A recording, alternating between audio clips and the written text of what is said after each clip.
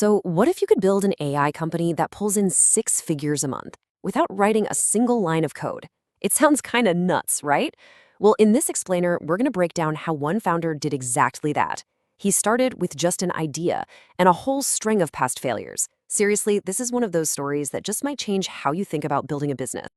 Yeah, you're seeing that right. Almost $100,000. Not a year, but every single month.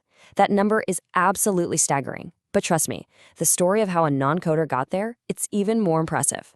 So that's the $1 million question, or I guess the $100,000 a month question. How in the world does one person go from an idea to this level of success without being a developer? That's what we're going to unpack, and the answer? It's a strategy that pretty much anyone can learn from. Okay, first up, from failure to founder. See, to really get how this company blew up, you first have to understand how its founder failed. Like, repeatedly.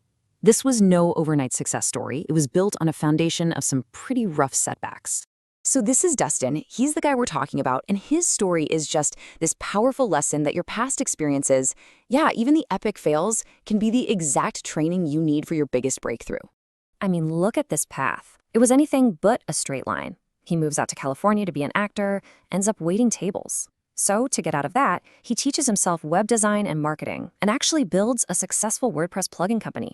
He's on a roll, and then bam, his next two projects completely tank, leaving him right back at square one. And this, right here, is the most important part of the story.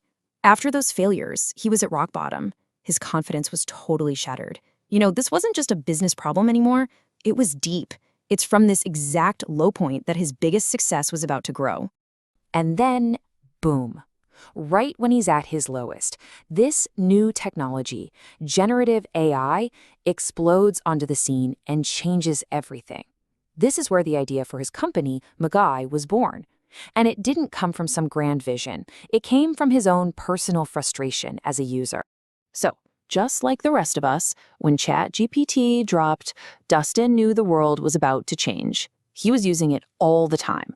But he also started noticing all these little annoying things, like, why can't I search my chats? Why can't I organize them? He saw friction.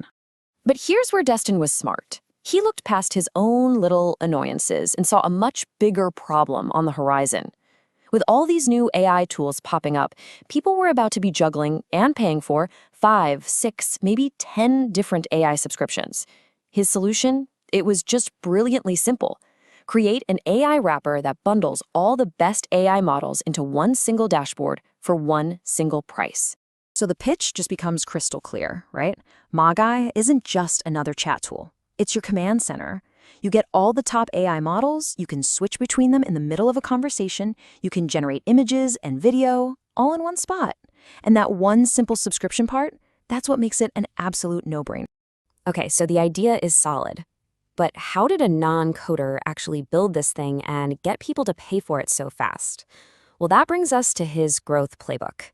This is where the strategy gets really, really interesting. Get this, with zero coding experience, he built the first version of the app in just 8 weeks. 8! And on the very first day he launched it, people were already pulling out their credit cards.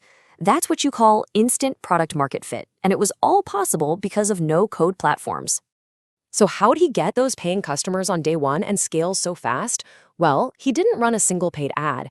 It all came down to 3 assets he'd been building for years. First, his personal brand. He had a 100,000-person email list he'd built over a decade. Instant audience. Second, a super smart affiliate program that paid recurring commissions, which basically turned his best customers into a sales army. And third, real relationships. He'd spent years helping other people out, so when it was his turn, his network was ready to support him. Let's pop the hood for a sec. You'd think something this powerful would be some complex, custom-coded beast, right? Nope. The entire app is built on Bubble, a no-code tool. He's just using Stripe for payments, ConvertKit for email. He even uses another service to pull all the different AI models together. He didn't have to invent anything new. He was just a genius at piecing together the tools that were already out there. And the pricing? It's just as simple and clean. You've got 2 main plans, one for solo users, one for teams. And if you need a little more, you just add it on as you go. It's super straightforward, easy to get, and it works for everybody, from a freelance writer to a big company. Now pay attention, because this is a total masterstroke. There's no free plan. Think about that. By not having a freemium tier, he avoids all the headaches and costs that come with supporting free users. It means that every single person who signs up is a serious, paying customer from day one. It's such a powerful move. So, what's the real lesson here? I mean, beyond the cool no-code tools and the smart marketing, there's a much deeper takeaway from Dustin's story. And that brings us to our last section, your turn to build. This quote right here just says it all. Those 2 failed products, the struggle, all that self-doubt, that wasn't a sign that he should give up. It was the very thing that was preparing him for this exact moment. It was his training ground. I mean, really think about it. His first agency taught him marketing. His WordPress company taught him how to sell a digital product. And his failures, they taught him how to be resilient. All those different pieces came together so that when the AI wave finally hit, he had this perfect mix of skills and grit to jump on it immediately. And that really brings us to the final question for you.